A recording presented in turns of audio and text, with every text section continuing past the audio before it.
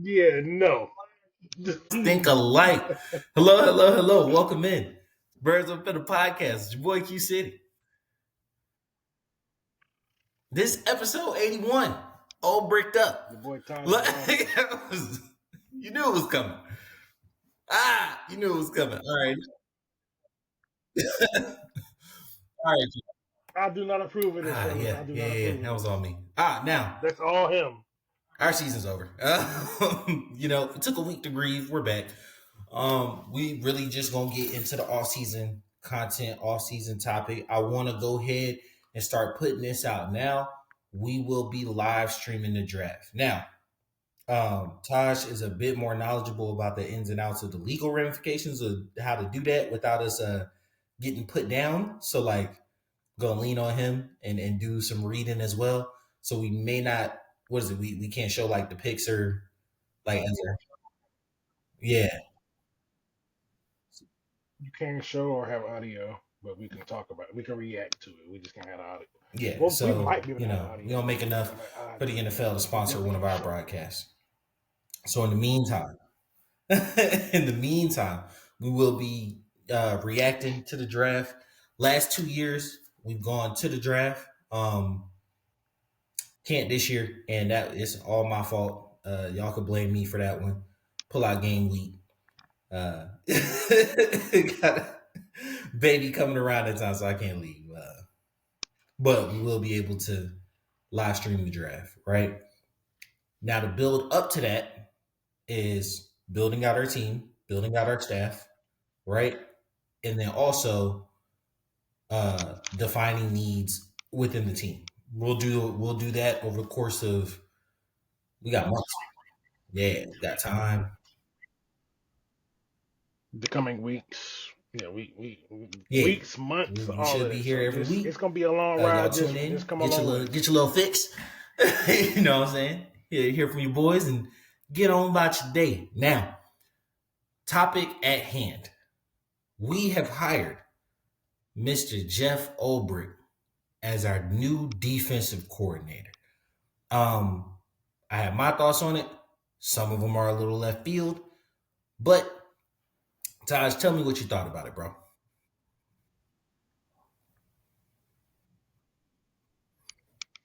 Um, yeah, because when we initially found out about it, I remember you texting me my thoughts. Said I'm neutral. I don't really have any expectations. And I'm kind of still there right now because one thing that this means is that we're going to be going back to Mm-hmm. a 4-3. So we're going to have our third scheme shift in as many years. Um, and we are probably more built for a 4-3 front, but we still need to attack edges. So my thoughts and expectations purely depend on what they do with these offseason moves and or the development of our young players. Now, hopefully, the what past 4 years that he's had with Robert Sala um have helped him out. Like to my understanding, I believe he called plays all 4 years. I think the last year where the defense declined is where he assumed the interim head coach responsibilities, and I'm assuming that he delegated the play calling responsibilities to someone else. So but I mean the defenses that he's called, given the first year they were ranked like 32, then the following 2 years they were ranked like third and sixth respectively. So he's put together some quality defenses, but these defenses are reliant heavily on like the front four, um, which isn't really our strength. He doesn't like to blitz a lot, so I'm going to be interested to see how he utilizes Caden Ellis, who's probably at his best when he's on the line as a blitzing threat. Um, given I hope he's adaptable in that approach and he's willing to do that. But just based off the past 4 years, given it may have been like Salah's preference that he didn't blitz and stuff like that. So um, I'm open to seeing what's going to happen. I'm not going to be negative. I'm not going to be overly optimistic. I say that now, but knowing me, I know I'm going to talk myself into liking it soon as the Uh, all season move so starts I've taking had some place. time to sit and digest on it. Couple takeaways that I had. One, yes, same thing. He does not like the blitz, right? How do you generate pressure from a front four who has routinely not generated pressure outside of Grady Jarrett? But Grady doesn't. Grady generates a good bit of pressures. I won't take that away from him. But like his sack total hasn't necessarily been double digits. I want to say, yeah, I don't think he's ever really got. Ever. Yeah. So, but he does generate a lot of pressures, right? Like I'm not going Career to high take is that away 8. from him. Um, But are you going back to a 4-3? Are you going to have Zach Harrison down there? Are you going to be extremely undersized and put Caden Ellis on the line? As well in third down situations, nah, obvious passing situations, you may, I don't see but it. Even then, I think they like him more on the inside because they rarely put him just line up outside and and he just can say make go a beat move, someone. use I his think they like to athleticism. match it more on guards Um, who have shorter arms. what do you do with Judon? You gave up a third for him. You know what I'm saying? And Third because he doesn't necessarily, might be in in that my loss. mind, fit a 4-3.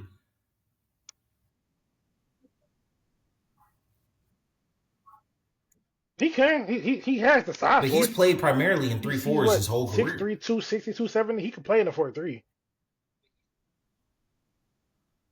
Just because he And has, don't mean so he can't. Like he So I'm has the chops to interested to do it. see, Like like, do you I like him more re-sign as a him? What defensive does end than that a money look linebacker. like? I think for him, you're going to. I think that's going to be a real contentious negotiation, trying to get him back with the scheme change, and also feeling like what draft compensation, and then that's another thing you got to put in. You got to put into place. We don't have a lot of draft capital at the current moment. At the current moment, I know everybody thinks, oh, we'll be able to maneuver, move stuff around, this and that, blah, blah, blah. All right, cool. You know what I'm saying? Cool. As of right now, today, we don't have a great deal of draft capital to make a big move for anybody on the edge or anybody interior. You know what I'm saying? Like, let's be real. Grady's getting up there. You know what I'm saying? Like, we have some cap dollars. I'll get into my thing on that a little later. We have some cap dollars and can make a few moves, but I'm very interested to see how exactly this defense gets shaped because those corners are on islands a good bit of times in this defense. Um, AJ definitely has the chops for it. I actually think, and I think you'll agree with me on this. I think Clark could benefit in this defense if they had a decent pass rush. Mm-mm.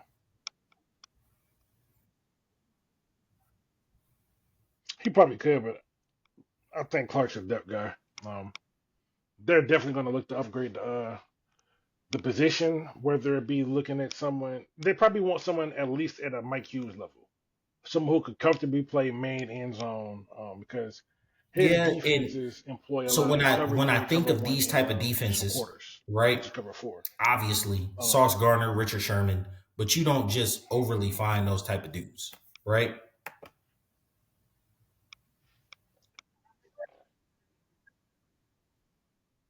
I mean, but it's not even an island thing because it's just basically just like just don't get beat deep. But given that we're probably going to see an uptick in quarters, I expect to see like Jesse Bates had a good year, great year. The NFL probably didn't seem to think so because with the lack of All Pro nod this year that I think he deserves, but um, Jesse Bates is best utilized in a quarters system. You there? Okay. Technical difficulties, people. Just bear with us a moment while we get Q back. I'm not really sure what happened.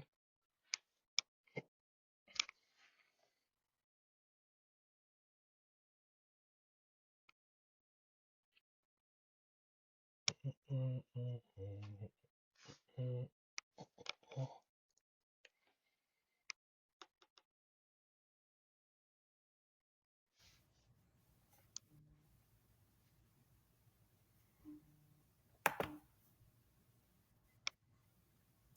Yup. Okay, and welcome back to the show. Technical difficulties, you guys. My Yeah, fault. My fault. he's back, fellas. So Ladies and Jesse gentlemen, he's Bates. back. Yeah, so Jesse Bates, I think he could be very utilized greatly in this scheme on the back end at least. But based off needs, I do like I like Clark, but I think Clark's gonna be a depth guy. Um, unless he comes up with a strong off season, works on the things that he was lacking.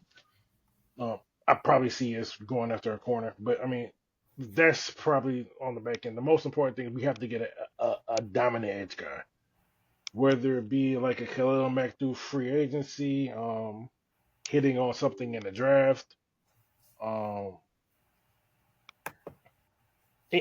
or any combination of the two. Like, there's got to be investment because those Jets defenses had dogs on the line, and that's what we don't have. So Terry has to attack that with intent. Like he has to. Um, and then the other thing, we're going to need another linebacker. Um, like it's probably no surprise to y'all. I'm not the big Lamon fan. Um, You don't say. You don't say. yeah. um, he's fine if we were playing in the 1980s, but we need a linebacker with a little more athletic chops. Um, I still believe in Troy, but Troy he he hasn't shown me he can stay on the field yet. I believe he can, but I mean, until he does it, it's uh, just a belief, just a fairy tale.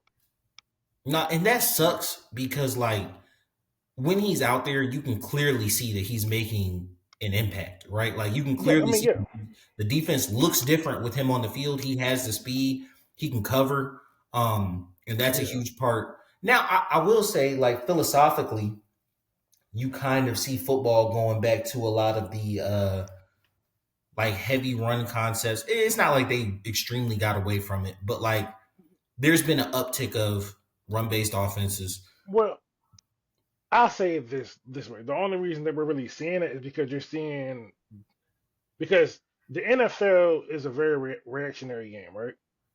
So the past few years, offenses have been like really trying to attack defenses down the field vertically. So to counteract that, these defenses have been trying to keep two safeties up top. So what does that do? It keeps 8 people out of the box. Like you won't have 8-man boxes. So naturally, if you got the numbers, you're going to run the ball. Every I think time. it's more so.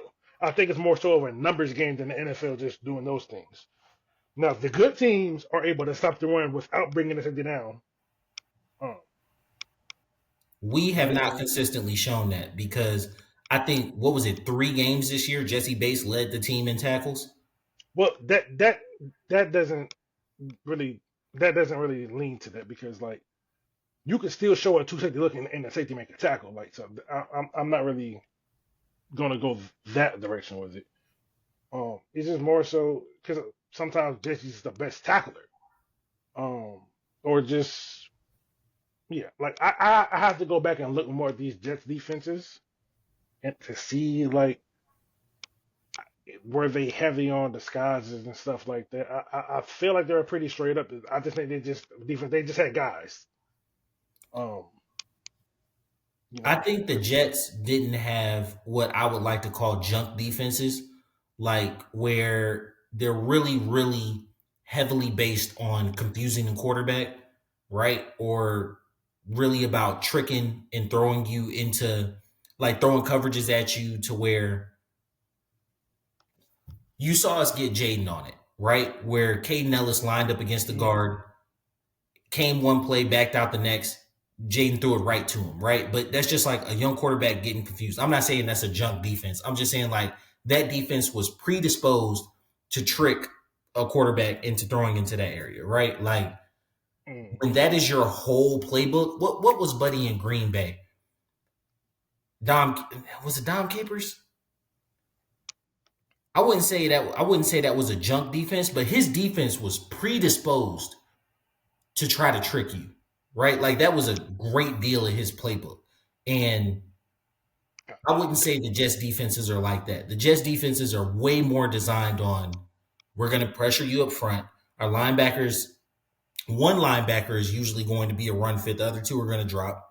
And then try to beat us. Try to beat us with the corners and safeties we got. And if I'm not mistaken, it's not like they have all world safeties. The safeties were. I don't think they had like good safety play. It was they had good corners. Safeties I can't think of. So a player like Jesse can change the way your coverages. Cause like sometimes you can't do certain coverages because you know what guys you got. Jesse Bates is one of the guys that could do a lot, so you can get a little more creative on the back end. I think something that we did consistently is put Jesse and AJ same side. Um, I think early in the year I was frustrated by it because I thought they were both very good in coverage. Why not split them up and take away different parts of the field? But I think they did kind of play off each other very well. Jesse is gamblers maybe too strong a term, but like No, he he's a does gambler. No, he's a gambler. he does like That's he likes to play it fast and loose a little, right? no, And no. like AJ will cover No. up some of those deficiencies, and I enjoy it. Yeah, So like maybe those guys who hold a clipboard for a living know a little bit more about football than I do, just a little bit. yeah, yeah. To say gambler might be a strong term is a understatement. Jesse is a he's a misogynist when it comes to playing safety. He is not a woman man. Like, nah. He Roman. You understand? Rolling Yeah, Stone. So I think that leads into, and you guys, my video's out. You know, too much red tube on the computer. You know how it is. I'm kidding. I'm not a gooner. is he No, I'm not a gooner like that, bro. Like, plus, like that?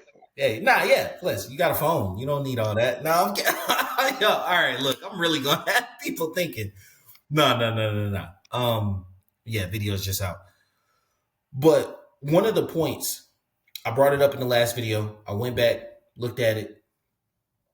Me and you talked early in the season, right? We said, hey, if Penix plays this year, people might be fired, right? Like Penix should not be playing this year because we gave Kirk all this money, blah, et cetera, right? That leads into kind of the thinking of what I'm about to soft launch here. And I think this will shape a lot of my thinking for the offseason, whether you agree or not, because we talked about it, but this will shape my thinking for the offseason. I don't believe that this job is as secure for Raheem as most people would want it to be or believe it to be. My reasoning behind that. As a GM, in the NFL, it is almost unheard of outside of like retirement. You get to hire 3 coaches. That is like, that almost never happens, right? Penix legit looks like a star. He legit looks like somebody. We ain't gonna say a star yet, but there's promise. Promising talent. You're somebody I want to build around, right? If I get rid of everybody, I know I got you. Bijan, legit star. Bijan's a legit star. London, talented. Very, very talented. I wouldn't go star yet, but very, very talented. No, Right? I would say he's a star.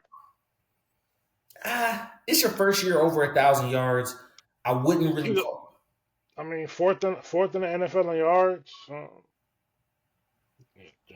just saying.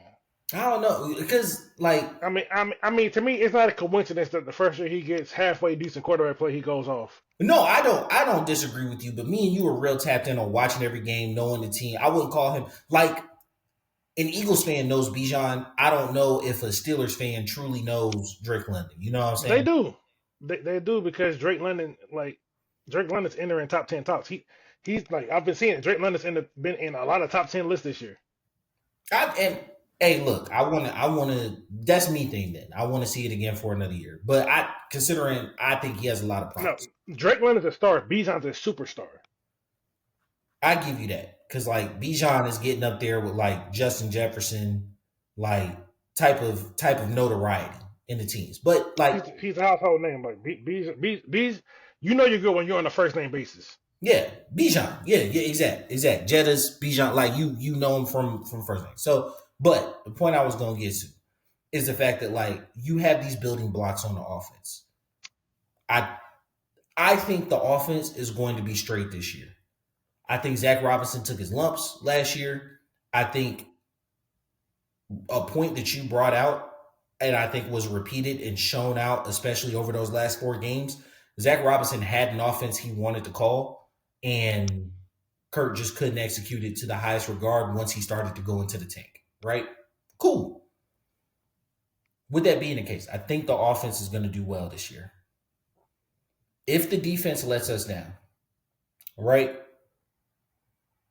And the reason I would believe that the defense will let us down would be one, personnel, or two, if you remember what I said about the Jets defense, which played out this year to an extent, especially down the stretch, they were not built to match the offense that they wanted to play. Not that they were a bad defense. That defense just was not built to match the offense they wanted to play. The offense they were calling to play, right? See, this is where I'm going to push back on that a little bit because like the construction of these teams are different. The Jets team was built on the back of the defense. Ours is built on our offense. So we're not asking the defense to carry the load like the Jets were. We're asking the defense just not to fuck it up. No. Okay, so and we had this conversation. Remember, we had this conversation on ATL. You think 99% of the NFL populace believes the Jets team was supposed to be carried by their defense. The Mhm. people within the Jets organization felt like that Jets team was supposed to be carried by their offense. And that led to them calling offensive series that didn't keep their defensive strengths in mind. And they were playing But I bad mean, complementary football. But I we mean, you got to do like Aaron Rodgers. You're gonna put it on the shoulders. That's why you went and got him. which is yeah, and that's the point I was trying to get to is that we are currently constructed to where our offense in 99% of the NFL and I believe the people in the building understand that our offense is our calling card, right? So when we look at the foundation of this defense, how it's going to be built, are we going to focus on Peyton Manning and Dwight Freeney was a match made in heaven? Why? Because like Peyton was going to put up a bunch of points and Dwight could rush the passer. Dwight, he wasn't a liability in the run, but like when they got into those closer games, you were able to bleed the clock a bit because until they got Robert Mathis. You know what I'm I mean, saying? but even then, you still had to because Robert Mathis was the same thing. Yeah. It's just like the pay that coach team. They built their team like we're a front running team, so we just need pass rushers. We'll forego everything if they can stop us from scoring. Then we're probably fucked. But I mean, every team in this league has a weakness. Like Kansas City, it's the refs.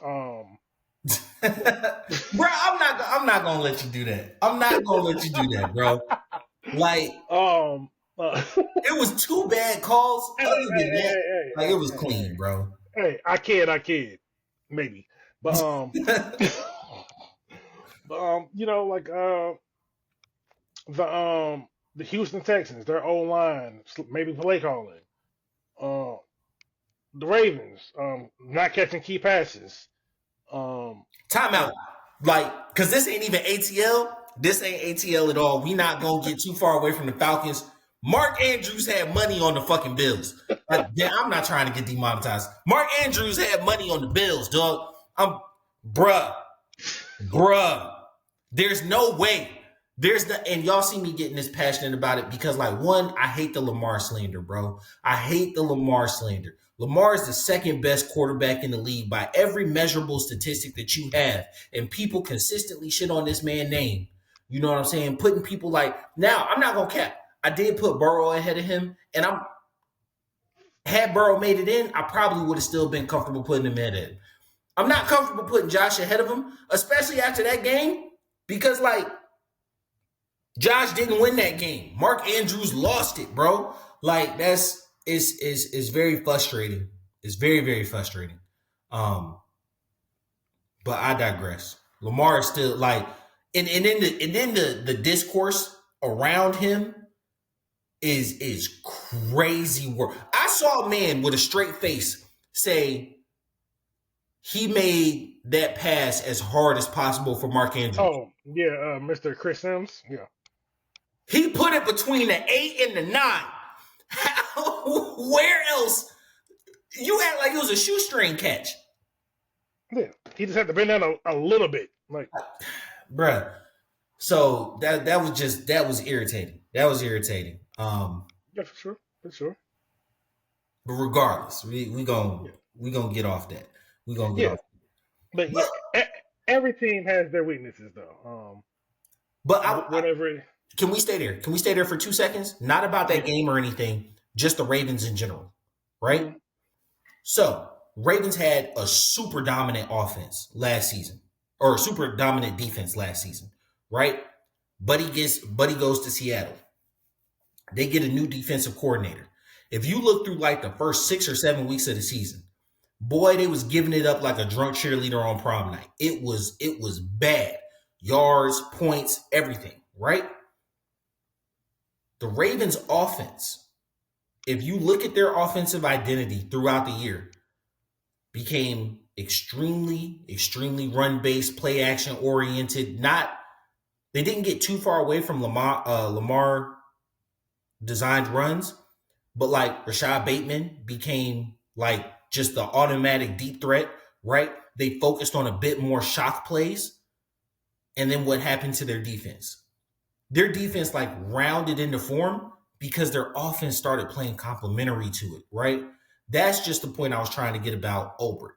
And that's what I want to see in how we that's what no, I'm saying that's what I want to see in how we shape the team, shape the defense. How is our defense going to complement our offense? What kind of signings actually do that?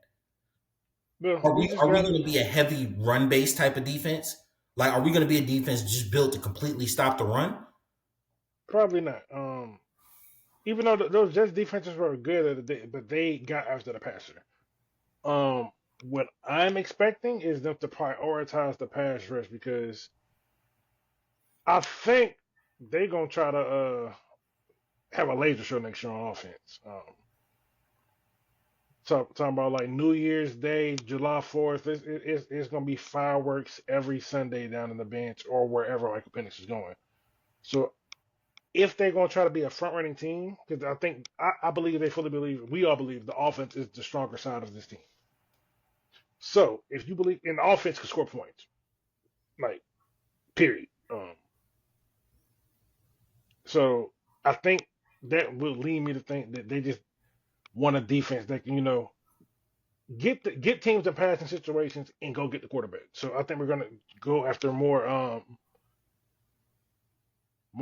pass rush, but we will need to have run stoppers on the team to put teams into these passing downs. And so that's where I was thinking. I think that we highly prioritize a bigger D tackles, not pass rushing ones. I don't. You don't necessarily think you need bigger. I think you need disruptive D tackles. Um, yeah, I think you probably just need more disruptiveness, like Rook. I think Rook playing in a scheme to where like because like going from 3-4 to 4-3, the responsibilities change. Mm-hmm. Typically, when you're in the 3-4, everything's about keeping everyone off the linebackers. When you're in a 4-3, you're able to actually get after the quarterback and make some plays. So I I think that us switching back to a 4-3 is more beneficial to Rook. Um, I also think it's very beneficial to Brandon Dorless, who we should see take a big step this upcoming year. Um, I expect Zach Harrison to slim back down because he had picked up weight to move in to play that five taking the 3-4, but now he's going to be probably playing more of a true edge, maybe a six or uh Y9. Probably not Y9, but probably just straight up on the tackle right outside. Um, so I expect him to slim back down, drop back down to like that 270 that we drafted him at. So The name you haven't said, I think, is the biggest in the room and the most concerning to a lot of fans because he does look like the perfect candidate for a cap casualty.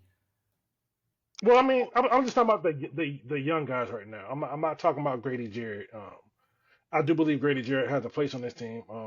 But I could like these teams, you need a rotation of guys. No, you absolutely Um, do. I would. um, I'm gonna go ahead and say it now. From from a purely financial cap perspective, team building perspective, and the ability to obtain draft picks, cutting or trading Grady Jarrett is the smart quote unquote business way to do things. For I your don't think they do fan, that.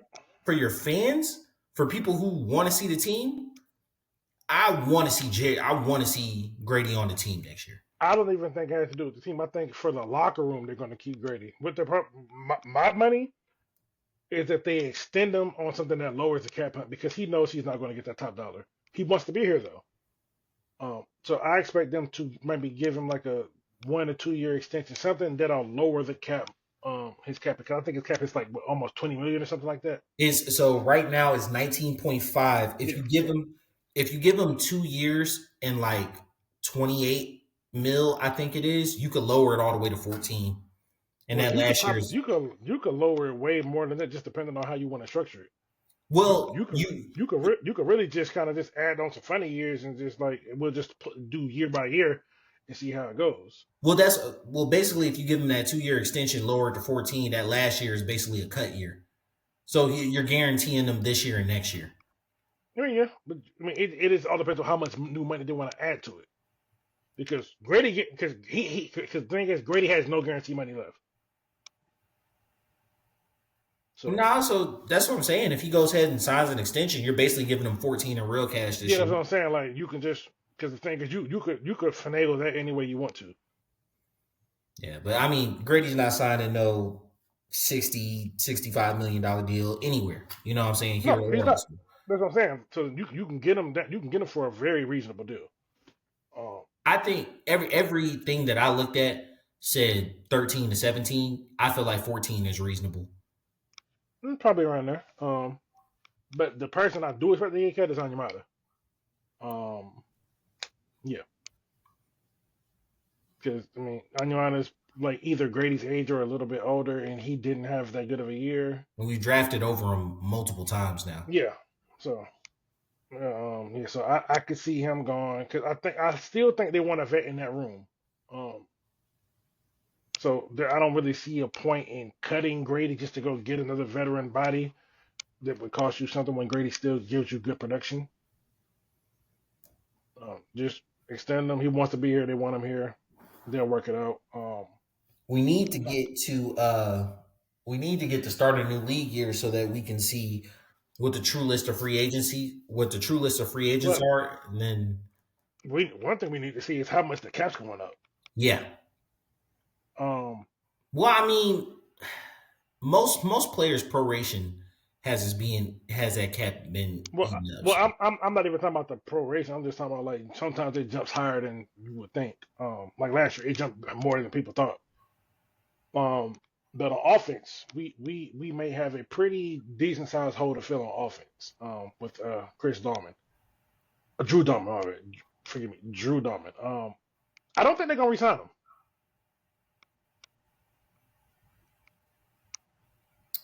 so we got a man.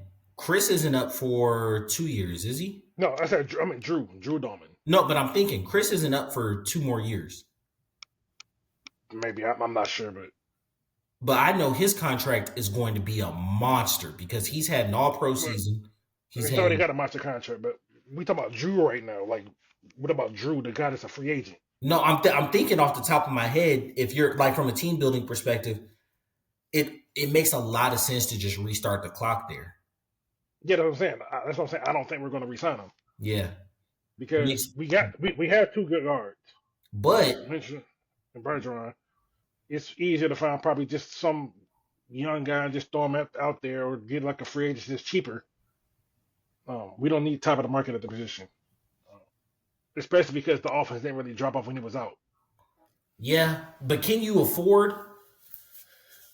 Can you afford to go young guy there?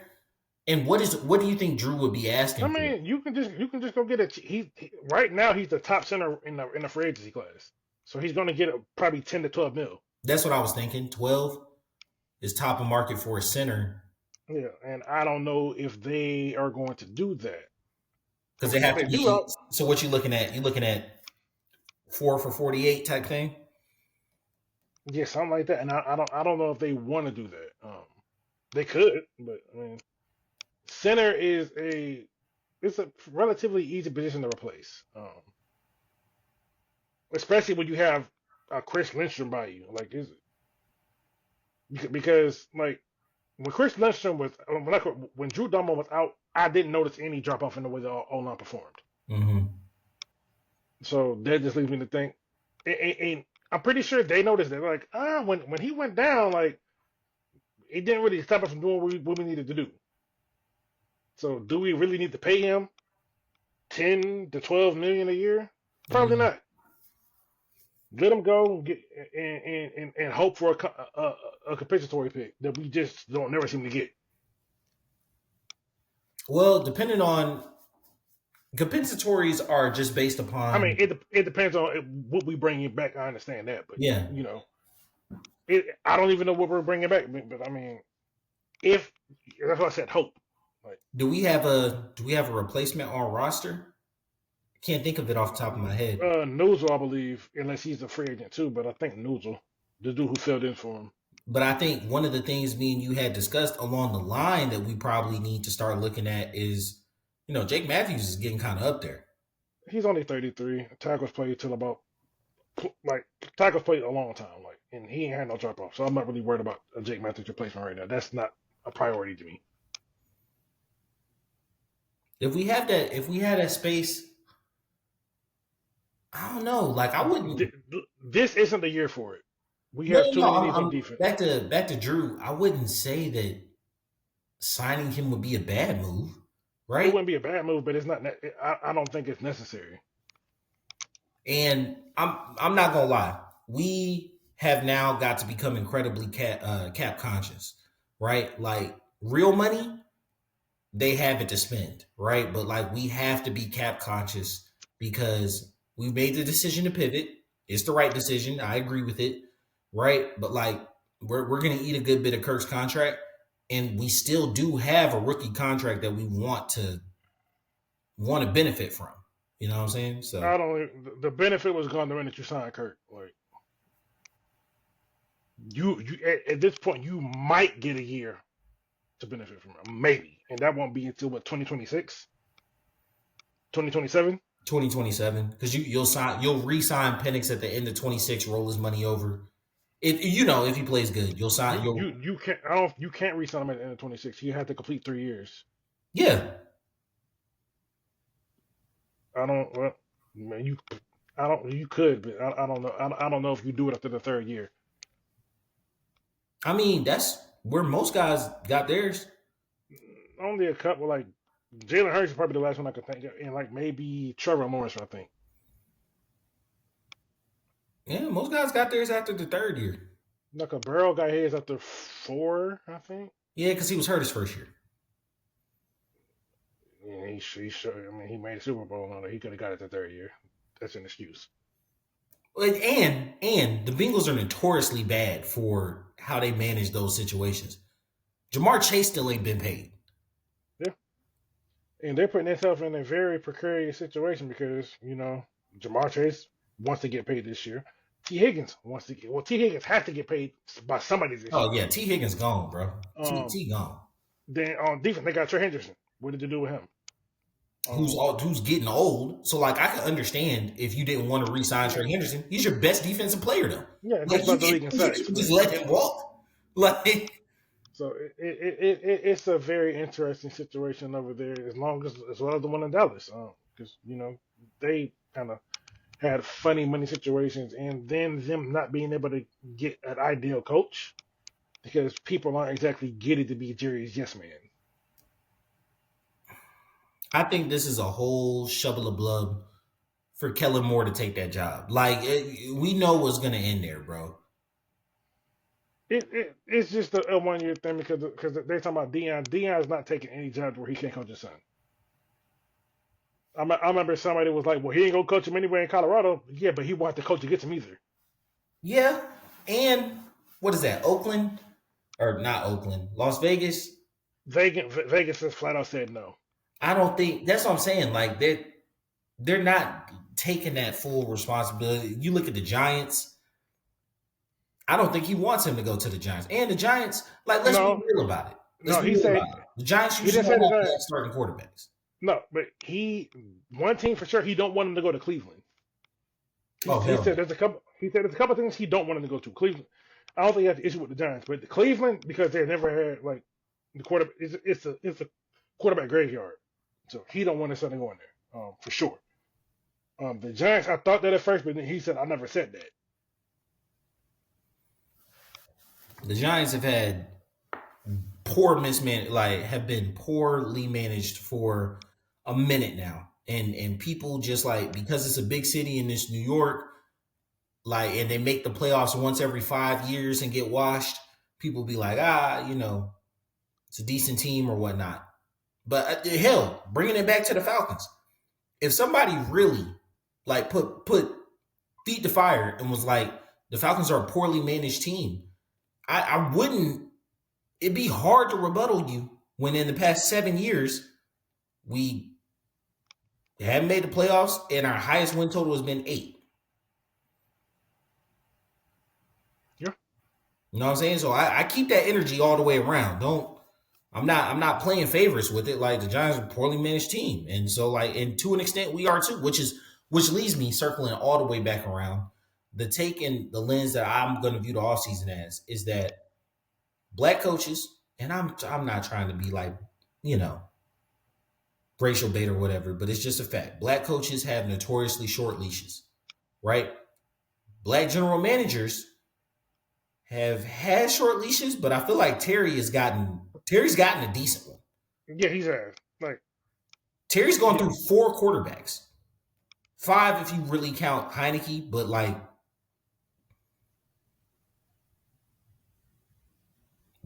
it's six. well, I got Ryan, Matt Mariota, Ryan, Mariota, Hinkie, Ritter, Heineke, Heineke, Kirk, Kurt. Penix. There it goes. Yeah. Yeah. Yeah. Like you usually don't get that many chances as a GM, right? And like everybody will be like, "Oh, Matt was on his last leg," right? Cool. You But gave they money. mostly pissed Matt off. That's the reason there. But yeah. Yeah, that's the real reason. But hey, Matt was on his last leg. You were trying to secure the future. He wanted to go elsewhere. Cool. You got left holding the bag. It happens. You signed Mariota as a bridge.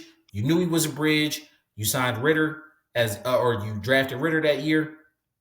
You knew Mariota wasn't the guy, so no one holds that against you.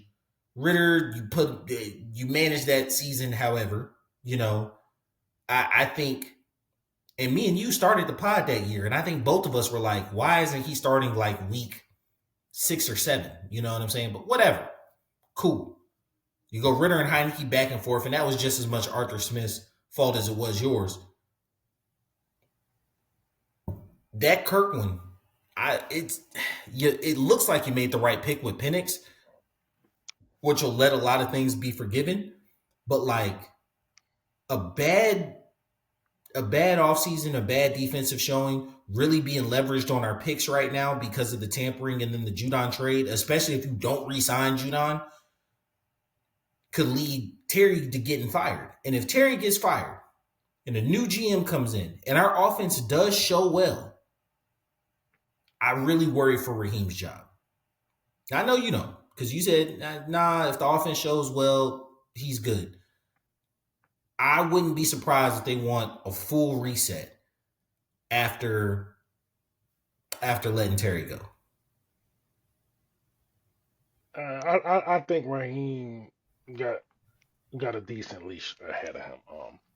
Because one thing about Raheem is, and I'm respecting this, he does not seem like he's like super prideful, like, oh, he's beyond reproach or whatever. Like, oh, I know everything. Like, he came in last season with this energy, and this year, the end of the season, he got humbled, and I think he needed that because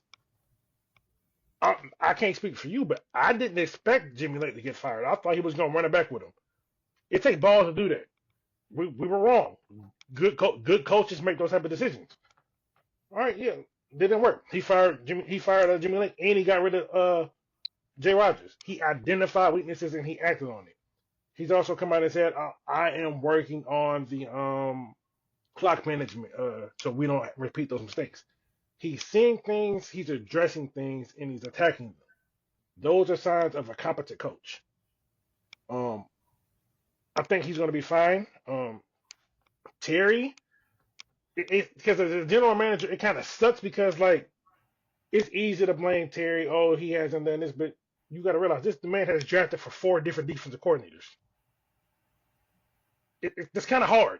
Well, at least yeah, this is going to be his fourth defensive coordinator he's drafting for on defense. Because he's hit on offense. Whether y'all want to agree or not, Kyle Pitts is still a hit. He had a Pro Bowl in his rookie year. That's a hit.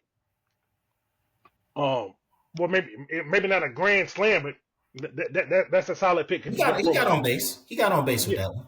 he got a bit. Yeah. Drake London, that's a hit. Bijan, grand slam, damn near. Yeah. Penix, he hit the ball. We're waiting to see where it lands. What's it called? Drew Dama was one of his picks. That was a good pick. And I know you don't give credit for this. I give credit for re-signing the right people. I don't give you credit for re-signing a good player. Bergeron was but I mean, we shit on GMs that let good players go. Everybody shit on the Giants GM. Everybody shit on the Giants GM, Doug. Yeah, but I'm not giving you. Yeah, you get shit on when you let go of that player, but I'm not gonna give you credit for keeping one. I don't know. Like I do. I give credit for like identifying talent on your team. Make sure you retain that. But you don't gotta identify it. It's like damn, he didn't need no one to tell him. Oh, damn, that guy's pretty good. It's obvious. Like, damn, should I resign AJ Terrell? I mean, he's only been like a top half corner his whole career for the most part. I don't know. Fuck it, y'all suck. I'm not giving you credit for that. I can give you credit for how you structure a contract, but I can't give you credit for offering the contract. No, I give you credit for going out and getting Jesse Bates. I give you credit for going out and getting Caden Ellis. Like I give you credit for those for free agents, but for retaining your guys, I can't give you much credit for if they performed. And hey, look, we differ there. The other pieces we definitely agree on, right? Like, and you drafted Bergeron, you re-signed the other three linemen. You drafted two spots, and you identified when you made a mistake. Like you drafted Mayfield, you was like, hey, let him go. Wasn't it? Like, you know what I'm saying? So like, you definitely hit on the offense. You drafted an offense to Arthur Smith's exact specifications. He just like really had trouble calling plays. Yeah. And you had a bad quarterback. All right, cool. Yeah. Raheem comes in. I don't want to keep relitigating this, but I need people to understand. And I think it becomes so much clearer now that these playoffs are unfolding the way they are. Jaden was the number one player on a lot of people's boards, including ours. Like, he wasn't making it past 2. But if Jaden had made it to 8, they would have done the exact same thing, right? But like, Penix was the second quarterback on the board, the 4th overall player. You don't pass on that. Because You could be the Commanders. You could be the line. You know what I'm saying? Like, you don't pass on that. So, yeah, we're going to pick him. I don't care if I just gave Kirk $100 million, bro.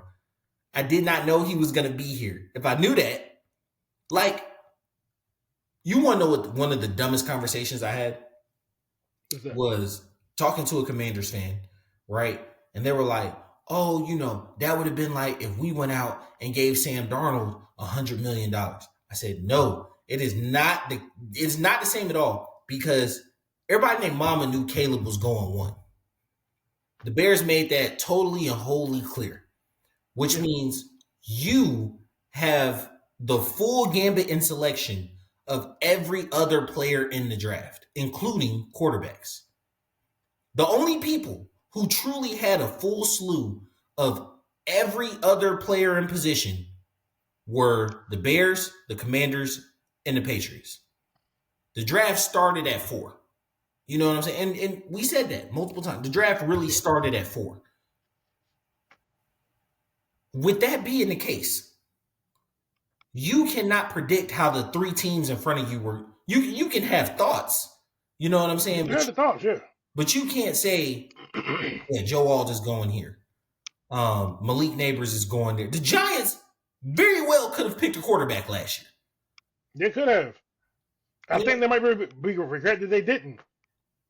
Yeah, because Malik is already starting to show diva qualities, and I'm like, you're good, but bro, like, can we be a multiple-time Pro Bowler? Maybe. Can we be top 3? Was he top 6 in receiving this year?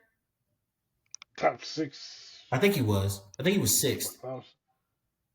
I mean, he had over 1,000. He had 100 catches. Like, he had a damn good year. Yeah, and he missed like, was it 3 games? Yeah, 2 to 3, something like that. Yeah, so I mean, hey, you're good. I'm not gonna take that away from you. Right now, is your volume because you absolutely have no other offensive weapons on that team? Maybe, but we'll cross that bridge when we get there, right? Like, Marvin Harrison went 4. Yeah, the Cardinals probably weren't going to pick a quarterback, but like, you can't, you don't know, right? Penix is there. He's the highest rated player you still have left. You're taking him every single time, yeah. And so, like, with that being the case, I can't like say Terry hadn't been doing his job, right? I'm not saying he ain't did his job. He's been doing fine, but like, the offense, he's majority of the offensive picks he's hit. He's had a few misses, but every GM does. No GM bats 100. Like, but I think the point that you brought out was the most important point that a lot of people do not give time or grace for, is the fact that he has now drafted for 4 different defensive coordinators. Yeah, because this is his 4th one. Because his first 2 years was Dean Pease. Then he had what's his name? That went to Jacksonville. Nielsen. Then he had Jimmy Lake, which is 3rd, and now Ulbrich'd, who was the 4th coordinator he had to draft for. So he's had to draft for 4 different defenses in 5 years. 2 of them were scheme changes, back and forth. Yeah. Well, 3. Dean Pease was a 3-4. Then we went to 4-3. 4-3. Then back to 3-4. Back to 3-4. Now we're going back to 4-3. Like, bro, come on now. Yeah. So it's kind of hard when you, like, when you've had the past, like, this is our in the past 3 years. This is our 3rd defensive coordinator in 3 years. Like, it's kind of hard to draft for different schemes, because like, you just drafted for the current scheme and then they change it. So like, that affects a young player when like you constantly have to learn something new, like, because the run fits from a 4-3 to a 3-4 are not the same. And you want to know what I think it really affects is you're now forced to really fill holes through free agency instead of, like, what am I trying to say right now? Like, look, you need vets that's been in the league that know these defenses, which is why you see a lot of the quote unquote, he's signing because he knows the defense. Yeah, because the rookies are having to constant change, so you need stabilizing forces. Exactly. Like, I have a young guy who I spent all last year investing into in this way, and like, hey, scratch all of that. And you may have been playing a 3-4 in college. You know what I'm Right. saying? I drafted you because you were a great fit to this defense. Now I'm about to take you and play a Yeah. defense that you maybe haven't played ever or since high school. You know Right. what I'm saying? Because like when I look at it like this, like I'm going to use Arnold Ebiketie for an example, right? The past what 2 to 3 years, right? He's come on hot in the second half of the season. Why do you think that is? Because that's when he finally got comfortable in the defense. Both defenses. Because both of them defenses were new. His rookie year, he came into Dean Pease. Second year, they changed it. Oh, damn. Okay, 4-3. So Nielsen likes bigger edges, so he was like, "Oh, we're just gonna push you onto a DPR." But I was about yeah, to say second he half of the really didn't season, get no burn like that. yeah. So, but he still ended up with like he still was like had 6 sacks. He's Mhm. by far our best pass rusher. But if he having to constantly learn different schemes, he's not comfortable in the defense. But I don't think it's a coincidence that in the second half of all of these seasons is when he hits a streak. To people, because people are like, "Oh, he's only getting hot." Well, yeah, because he's just not getting comfortable in the defense. He's now learning the responsibility, learning where everyone's supposed to be at. Like it's difficult to learn these things, especially when like there's a lot of turnover. Like, Like because, people think rushing is just, oh, go get the quarterback. Like, bro, you take the wrong gap, you do the wrong move. Like, there are yeah, defenses specifically designed for me to rush outside. And yeah, if I take a spin move inside, I'm completely collapsing the defense and creating a lane for the quarterback to yeah. run through and make a pass. See that reminds me, because I seen Cam Jordan, right? He was talking about how sacks can be, well, he said sacks are overrated stat. When he went into the wide, it makes sense because some players will completely ignore their responsibilities just to get the sack. Hmm. Like they'll look all the way around and leave a big ass rush lane for a quarterback to take off. It can be 3rd and 12, right? You got everything lined up. Oh, I'm about to get him, and then the dude runs too wide trying to chase that sack instead of doing his job, playing football, playing it down. So because he's on this one, you leave a big lane. That 3rd and 12, not because either 4th and 1 or first down. It's the simple things. Like so, we need players to do those things, but it's kind of hard to even learn those type of things when you're constantly changing schemes.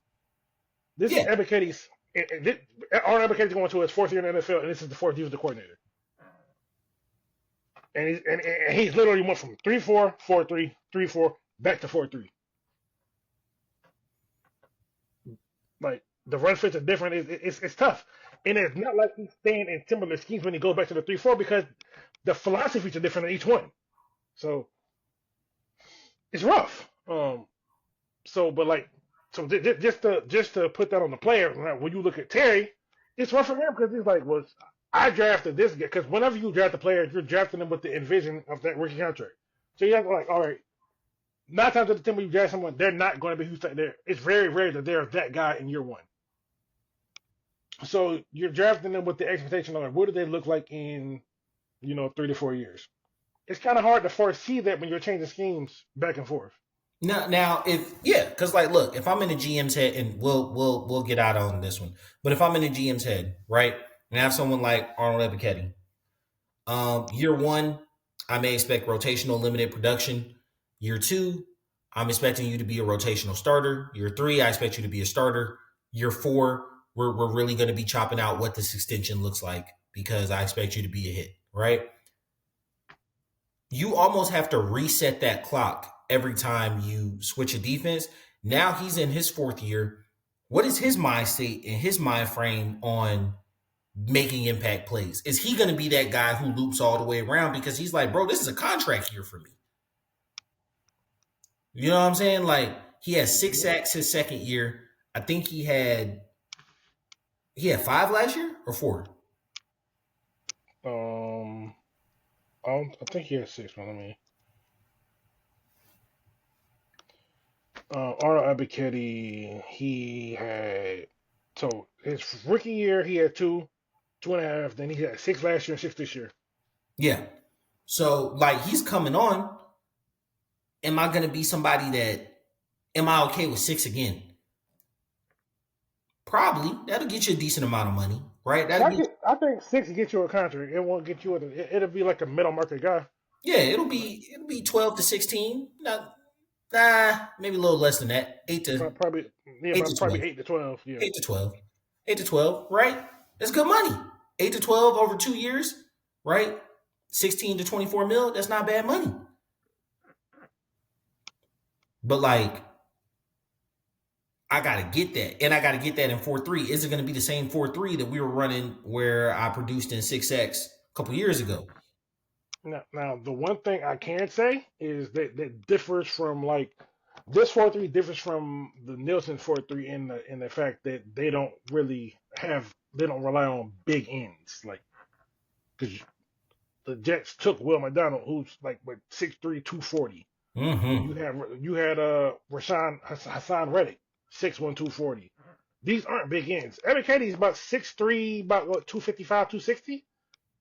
But their D Like, tackles play the run very, very well, and that's well, they had a Quentin Williams. yeah. There's not a lot of Quentin Williams. Given this draft is very deep in the positions that we need. So I like because there are a lot of people like watching like even going back to the Rams Philly game this week, right? They're talking about dang, it would have been nice to have Jared Verse, yeah, but we wouldn't have Phoenix. And there's no quarterback in this current draft that I like with Phoenix.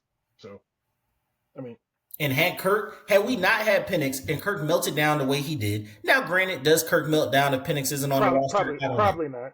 The world may never know. But let's just say he does because we actually saw it in real time, right? Yeah. Or let's just say he has a decent season and we lose in the first round. We're picking at 22, 23. Our quarterback of the future is most likely a second or third round quarterback this year then. Is that the carousel you want to get back on? We just did Ritter. Like, you know what I'm saying? Like, and going into the season, every conversation me and you were having, we both were like, bro, Ritter's an average quarterback. I don't think anybody who watched him play thinks Penix is going to be average. He may be bad because he trusts his arm a little too much, but like most people think, he's going to be good. You know what I'm saying? Because he's got. But the thing is like even I don't think he'd be bad because he trusts his arm, but the thing is he didn't make any bad decisions. Yeah, both picks. Well, one pick was his fault. No, it wasn't. The receiver ran the wrong route. When you're throwing with anticipation, you're depending on your receiver to be there. He ran the wrong route and he didn't play the rest of the game. That's true. Then the other one, Kyle Pitts was playing for the other team. And then the same thing happened with Ray Ray. He had 3 picks and none of them were really his fault. Like you could blame that second one on him, but the receiver ran the wrong route. So like I'm having a hard time putting it on him because the quarterback, if you're throwing it there with the expectation that your guy's there, it's hard for me to put it on you. I feel like this Josh Allen slander that I be giving year after year is going to come back like full force because I highly anticipate Penix being double-digit interceptions next year. I don't think so. Oh no! But I see 27 plus touchdowns. Like I'm really high on Penix through next season. I mean, it might be double digit. It might be like 10 to 12, but I don't think so because it's a small sample size, but he didn't really put the ball in danger a lot of the like. He didn't really put the ball in danger. Like he now does he do things that most quarterbacks won't do because of his arm? Absolutely. Will that result in turnovers? Absolutely, sure will sometimes. What was that? Yeah, probably. That's the nature of the beast. But like depending on how much people weigh these things, like PFF had him ranked like I don't think he had any turnover worthy passes. Yeah, and he seems like the type that'll throw that ball. It'll bounce off the it'll bounce off the receiver's chest. It'll go into the defender's hands. He gonna say type shit, come back out and throw a touchdown, baby. Like it is what it is. He's not phased at all. So I like that. I really fuck with that.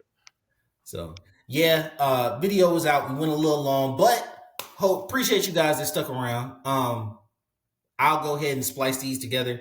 But always, as always, when you hear this on Spotify, please tune into the YouTube. You'll be able to hear the live, see the live. Love audience members. We love being able to interact. BOAF Media. It'll be pinned on Spotify. All you gotta do is click the hyperlink. Um, you guys may notice that we have slightly more ads. That's just like Fans First Sports Network. That's who we're signed to. They kind of control that. So if you hear like an on-air ad, that'll be me and Taj.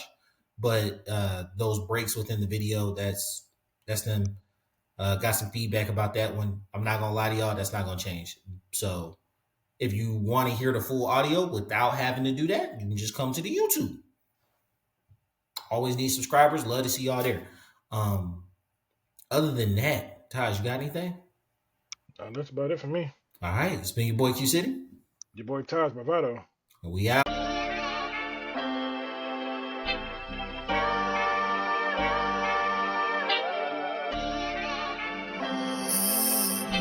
So